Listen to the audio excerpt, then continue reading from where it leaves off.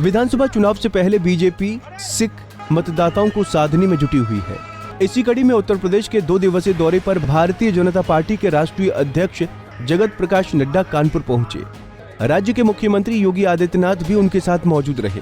इस दौरान किदवई नगर स्थित बाबा नामदेव गुरुद्वारा पहुंचकर बीजेपी के राष्ट्रीय अध्यक्ष और सीएम योगी ने श्री गुरु ग्रंथ साहिब के दर्शन किए और माथा टेका।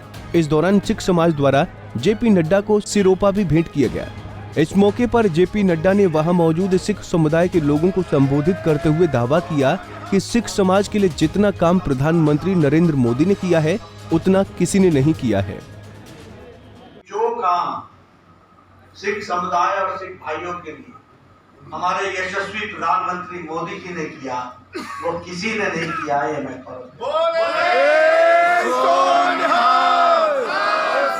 चाहे वो हिंदू मैरिज एक्ट के तहत जो परिवर्तन करके सिख भाइयों को जो सुविधा देनी थी उसका विषय हो, फिर चाहे वो हरमंदिर साहब को फॉरेन कंट्रीब्यूशन के लिए रेगुलेशन एक्ट के तहत कंट्रीब्यूशन करने का अधिकार देने का सवाल हो, उसके प्रति जो मोदी जी ने नियमों में परिवर्तन करके सारी दुनिया से हरमंदिर साहब को जो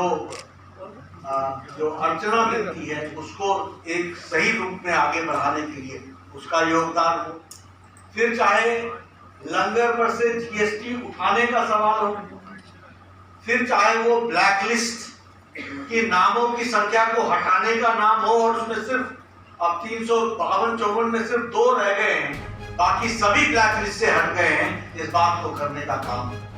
फिर चाहे इसके साथ ही भाजपा के राष्ट्रीय अध्यक्ष जेपी नड्डा ने कानपुर में बुंदेलखंड क्षेत्र कार्यालय का उद्घाटन भी किया है। तो दूसरी तरफ जेपी नड्डा के यूपी दौरे पर कांग्रेस ने निशाना साधा है। कांग्रेस प्रवक्ता ने कहा कि भाजपा सिर्फ अपने कार्यालयों को बनाने में मशगूल है। बीजेपी ने 7 साल में 600 से ज्यादा कार्यालय बनाए, लेकिन जनता की कोई चिंता नहीं। 2022 में सत्ता से बाहर कर जनता भाजपा के अहंकार को तोड़कर चूर करेगी।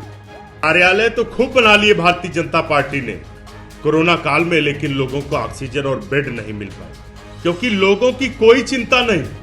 अगर अस्पताल बनाए होते लोगों को स्वास्थ्य सुविधाएं मिलती।